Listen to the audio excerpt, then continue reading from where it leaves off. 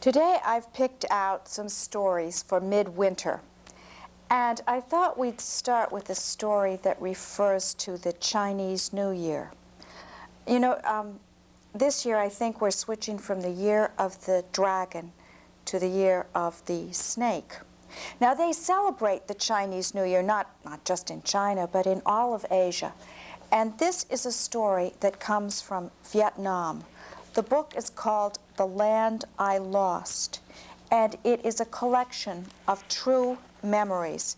The author is Hung Quang Nong, and he writes in his introduction, "I was born on the central highlands of Vietnam, in a small hamlet on a riverbank that had a deep jungle on one side and a chain of high mountains on the other.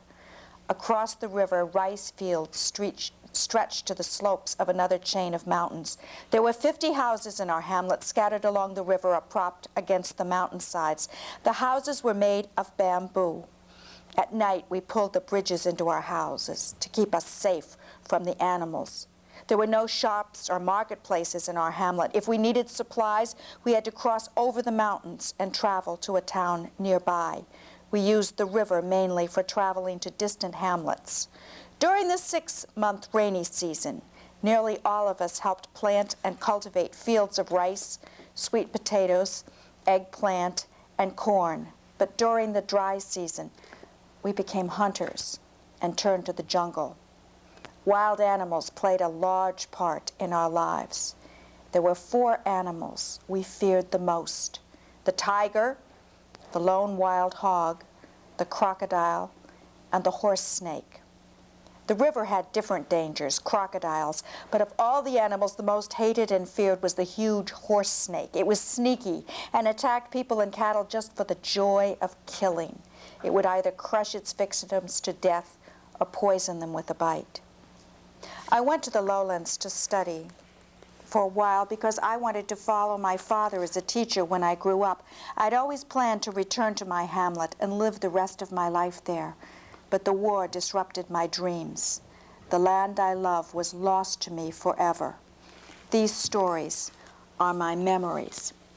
And in one of the stories, he tells how he used to get on his great big water buffalo called Tank.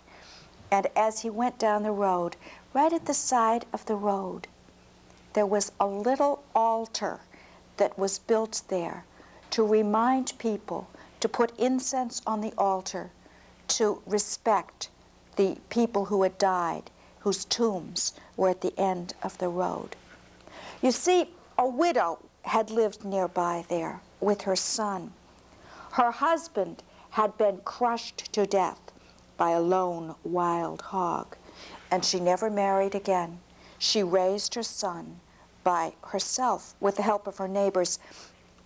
And when her son got to the age when he should get married, she said, "Oh, please get married so that I will see my grandchildren, and there will be people who will do honor to our ancestors and will help worship at my poor dead husband's tomb."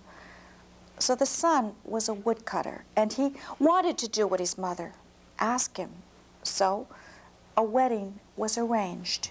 He'd never seen his bride before, but a matchmaker arranged for a girl from a distant village to marry him.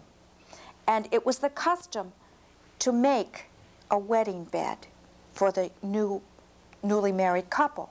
And the woodcutter went into the forest and cut down bamboo.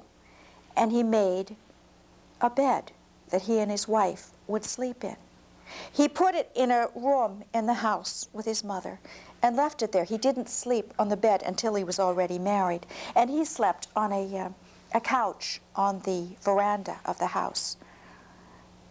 The night before the wedding, the mother was awakened like something terrible was happening. She got out of bed. She went out on the veranda, and there was her son asleep. And over his face was a banyan leaf. And the mother gasped with horror because it was the custom to cover the faces of the dead with a banyan leaf. She took it off of her son's face. He was still alive, of course, and she went back to bed. But something told her to get up again. She went out and checked her son a second time. Again. His face was covered with a banyan leaf. She removed it and decided she would stay and see how this was happening. She hid in the shadows, and as she watched, a little mouse came out of the corner with another leaf and covered her son's face a third time. She chased the mouse away and decided she'd better spend the rest of the night guarding her son. Early in the morning, she hadn't slept at all. She got up. She went out and prayed at her husband's grave, and then she made all of the preparations for the wedding, getting the food ready. So she didn't have much time to think during the day. The bride came. Now, they'd never seen the bride before. She wasn't particularly pretty, but she looked very healthy, so the mother was sure she would soon have fine grandchildren. And all the wedding guests celebrated the wedding and went away. And the woman's son and his new bride went into the marriage chamber and closed the door to sleep in that brand new bamboo bed for the first time. The mother was very tired. She went right to sleep. But about midnight, she was awakened by screams of her new daughter-in-law. "Help, help, there's something wrong with your son." And she came rushing into the bridal chamber, and her son was gasping in bed. "Mother, help me, I'm choking to death." "And go get the neighbors," said his mother, and the new bride ran out. But by the time she'd brought help, son was dead. And his mother was closing his eyes, death. And then the mother right there had a heart attack and fell down, and she died as well. Well, the neighbors couldn't understand what had happened. They examined the young man's body very carefully, and he had grown very pink, and they knew that he had been poisoned. But there was not a sign of an insect bite or any form of a bite on his body. Had his new bride poisoned him? Why would she do that? They charged her with the murder of her husband. And all during the funeral, she kept running up to the casket and shaking him, saying, "Wake up, tell him I didn't kill you." Well, the coroner was to investigate this death, and he felt very sorry for that girl. He could not understand how she possibly could have murdered her new husband. There was no reason at all. So he decided to examine the wedding bed very, very carefully. There was a tiny hole in the bamboo. And as the coroner put his face close to the hole, he held his breath, but even so, he almost passed out. There were fumes coming from the hole. He got permission from the police chief to cut the bed apart. And when he did, from out of the hole darted a two-step snake, a very tiny, very poisonous snake. They killed the snake and understood what had happened. The mother snake must have laid an egg inside the bamboo, and when the baby snake hatched, it stayed right inside the tube of bamboo, just living on little bits of water that fell in through the hole or insects. And because it had never had a chance to expel its venom, it was full of very powerful poison, so powerful that just by trying to sleep near the hole, the young man had inhaled the fumes, and they had killed him. So the bride was freed of all charges, and she went back to the village that she had come from. And she married a second husband, and from time to time she would travel back to the village and light candles on the altar to remember her mother-in-law and her husband. But soon she was too busy with her own life. So the author of the book, The Land I Lost, and all of his relatives would light incense on the little altar by the side of the road to remember those who had died and were buried in those tombs back there. It was particularly important to remember the dead during the new year. And I wonder if that happened during the year of the snake. Well, now the next story that I have is about winter. And it has snow in it, because we need all the stories we can get about snow, right? Maybe we can make it snow here. Snow had covered the ground. And old Hark was outside of his house throwing some seed to feed the birds. They chirped loudly and picked up the food he was giving them. Suddenly down the road, a stranger appeared. It was a tall man wearing a great bearskin coat and a hat on his head, and under his arm he had a great ledger, huge book. He came up to old Hark's house, and he opened the book and looked at the house and looked down at the book and looked up at the house, and old Hark said, "Howdy. Your face is easy, but I can't recollect the name. Have we met?" "Not in any formal sense," said the stranger, "but perhaps you've heard of me. I'm Death." "Death, huh? Well, you came to the wrong place." "Oh, no," said Death. "You're old Hark, aren't you?" "Maybe I am and maybe I ain't," said old Hark. I ain't coming with you now. Come again in the spring."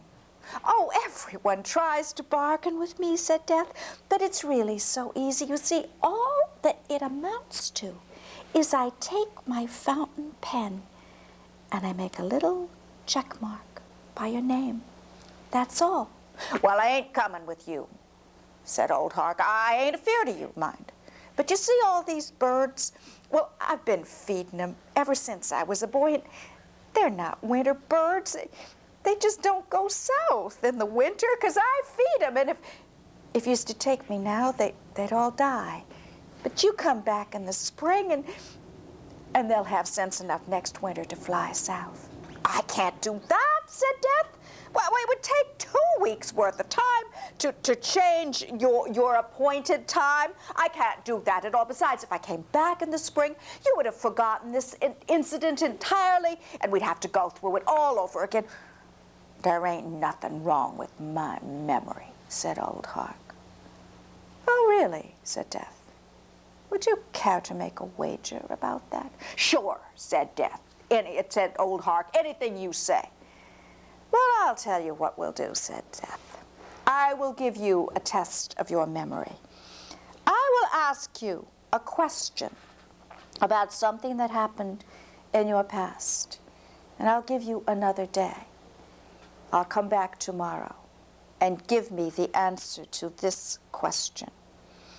On your 2nd birthday, your mother baked you a special treat. What was it?" Death walked back down the road. Old Hark went into his house and poured himself a cup of coffee, sat down in his rocking chair, and remembered. He remembered smells and tastes, but he couldn't remember what his mother had baked him on his 2nd birthday. Outside on the windowsill, the birds were hopping about and chirping. Old Hark got out of his chair and went outside and threw some seeds around, and the birds ate them and chirped, and he heard one chirp louder than the others. It sounded as if the bird had said, "Plum cakes." The next morning, Old Hark was up on a ladder, shoveling snow off his roof. Death came down the road. He looked very tired and cranky. "I've been up all night changing the book, you know." "Good morning," Death said. Old Hark just looked down at him, blew his nose in the snow, and said, "Plum cakes." "Remarkable," said Death. "I didn't think you could do that. Your memory truly is amazing." "Perhaps it was just an accident. I'm sure you couldn't do it again." "Try me," said Old Hark. "All right," said Death. "The question now is this. On your first birthday, your mother picked some wildflowers and put them in your crib with you. What kind of flowers were they?" And Death walked away. Old Hark got down off the ladder and reached into his pocket and pulled out some birdseed and threw it around on the ground. One of the birds chirped. "Buttercups," the bird said. The next morning, when Death walked down the road, Old Hark was splitting logs. He was raising his axe up, hitting the splitting maul, and before Death could say anything, Old Hark said, "Buttercups." Death considered having the splitting maul jump up and hit Old Hark in the head. He opened up his ledger.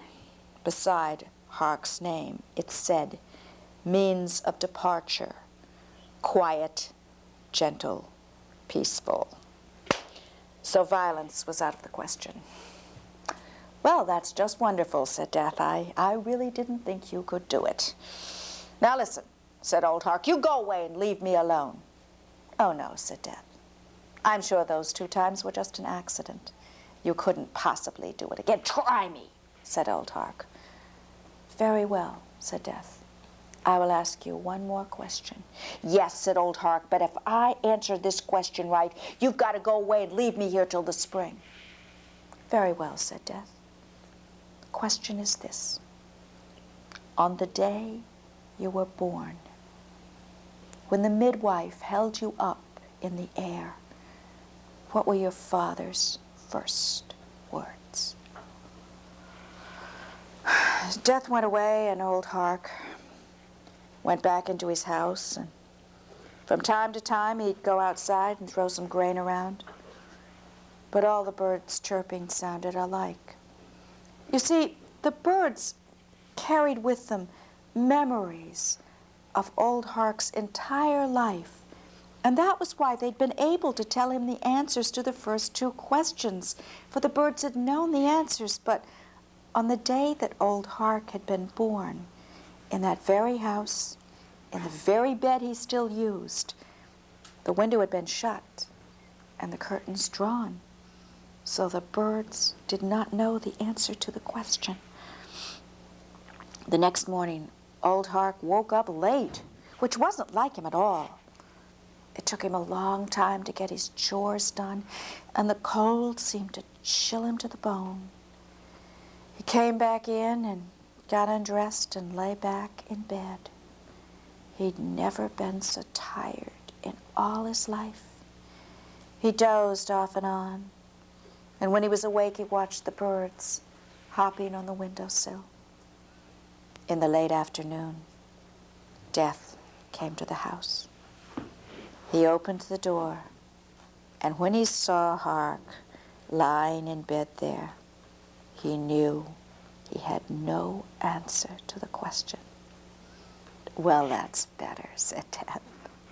And he sat down in the chair beside Hark's bed, and he said, "It's nice to see you lying there so, quiet, gentle, and, peaceful. I've managed to fit you in at sunset.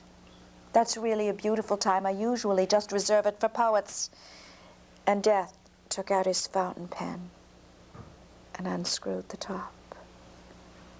His pen was poised above the page, ready to check off Old Hark's name.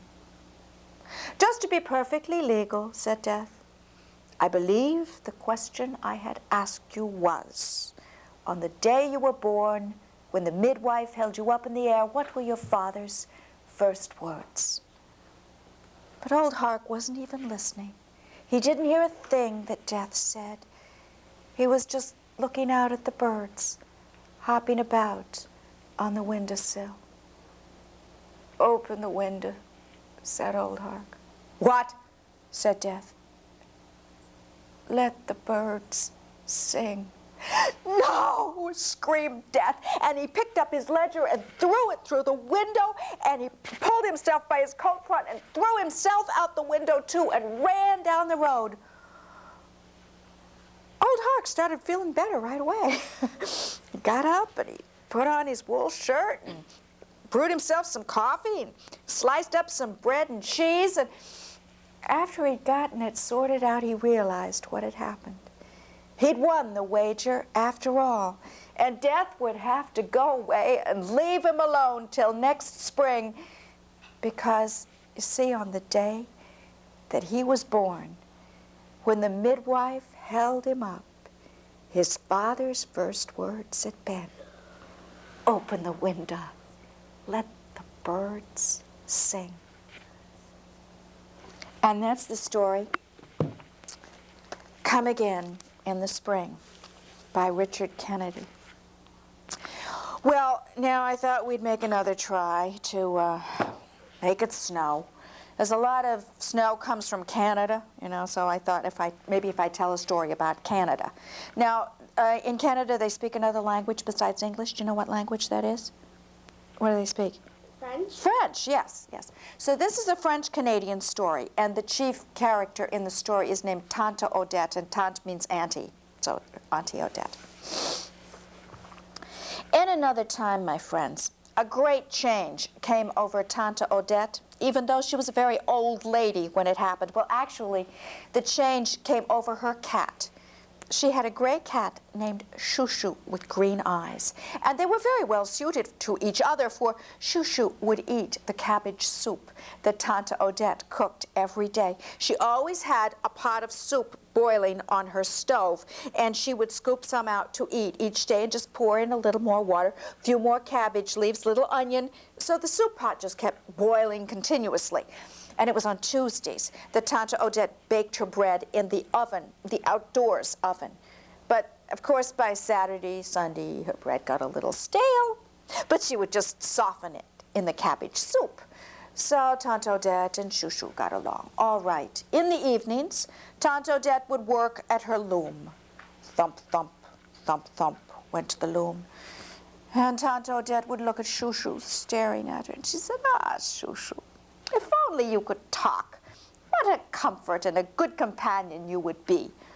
Well, there was a night when the thump-thump did not come from her loom, but came from a knocking at the door, and she opened the door, and there was an old man, the look of the woods about him. He was wearing a red plaid shirt, a red sash, red hat, and he had a mustache like a broom. "Pierre Leblanc, at your service, madame," he said. "What do you want?" said Tante Odette. "Well, I have worked many years hard in the woods. I have been in the fur business, I have been in the lumber business, but now I would like a job in a nice warm house, such as yours. I have no need for anyone." "Here," said Tante Odette, "I have everything I need. I even have my cat Chouchou." And she was about to slam the door when Pierre Leblanc blocked the door closing. And he looked, he said, "What a fine, intelligent cat Chouchou is. Why don't we ask Chouchou if I should stay?" "Well, now that's insane," said Tante Odette. "The cat can't talk." "Oh, yes, indeed I can," said Chouchou.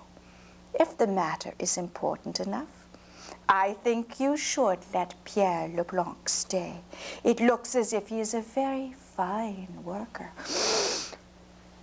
Tante Odette stood there with her mouth open for about 2 minutes. "Well, if you say so, Chouchou, Come in, Pierre Leblanc. And he warmed his hands at the stove. Pierre is hungry, said Chouchou. Feed him some supper. So Tante Odette gave Pierre Leblanc a bowl of soup, which he wolfed down, and she showed him a bed in the attic where he could stay. And after he went to Betsy, she said, Chouchou, all these years, why have you never talked to me? But Chouchou said nothing. Well, Tante Odette was very glad that she had Pierre Leblanc living with her. He worked very hard. He cut the wood for her. He brought the water in, and he fixed the door on her outdoor oven so the skunks couldn't get in, and they were all very content, except Chouchou. Now, Chouchou complained all the time about what they ate. While Pierre was eating his cabbage soup, Chouchou would say, I think Pierre looks hungry again. I think we should get some more food. I think we should get some pie and some pork. I have no money for food, said Tante Odette. But while Pierre was out working in the woods, she opened a chest and took out a woolen sock and was counting her coins, and she looked up, and there was Pierre staring at her. I came for a bucket. And Tante Odette gave Pierre a bucket for the water. And Chouchou said, why don't you let Pierre do some shopping for you? He would know what to buy. So Tante Odette gave Pierre a few coins after his work was done, and he went to the store and he bought some pork and some pie and some candy and some tobacco for him to smoke. And they got along very well. But one afternoon when Pierre was in the woods, and Tante Odette was outside baking in her oven, a stranger came down the road. He looked like the woods. He was driving a horse and wagon, and he had on a plaid shirt and a red hat, and he said, Madame, do you have a man who works for you named Pierre Leblanc? Yes, I do. She said, but Canada is full of Pierre Leblancs. He said, does this man look like me with a red hat? Yes, he does, but everybody I know has a red hat. Does he have a mustache like mine? Yes, he does. But everyone in Canada has a mustache. This Pierre Leblanc, can he throw his voice? What? No, he can't throw his voice. This man, Pierre Leblanc, I know. He can throw his voice so it looks like a rock is talking. What talk of evil is this? Said Tante Odette. He can't do that. And just then, Pierre Leblanc came out of the woods, and his friends said, Pierre, I've come to get you. I want you to go. The woods are full of fur. And they were left talking. And Tante Odette went in the house, and she said, what talk is this? Throwing his voice. Chouchou, what should I do? But the cat didn't say anything. Pierre came back into the house. And Tante Odette said, are you going with your friend? I don't know what to do, said Pierre Leblanc. If I go with him, I will make a lot of money. If I stay here, I will be warm and comfortable, but I have no money. What is this that your friend tells of you being able to throw your voice? And Pierre Leblanc said, did Georges say I could do that? Why, what nonsense. Ask Chouchou. And Chouchou said, of course, Pierre cannot throw his voice. And if he is to stay with us, I think you should pay him a little bit of money now and then. So that was what happened. Tante Odette kept Pierre with her and paid him a gold coin from now and then. So the moral of this story, my friends, is if Pierre had not been such a good worker, it would not have been such a good story. And if you are going to listen to a talking cat, be sure you know who is doing the talking for him. I get it. You get it? Yeah. He was talking for he could throw. Yeah, right. That's right. Yeah, yeah. He was a ventriloquist. Could throw his voice. Yeah.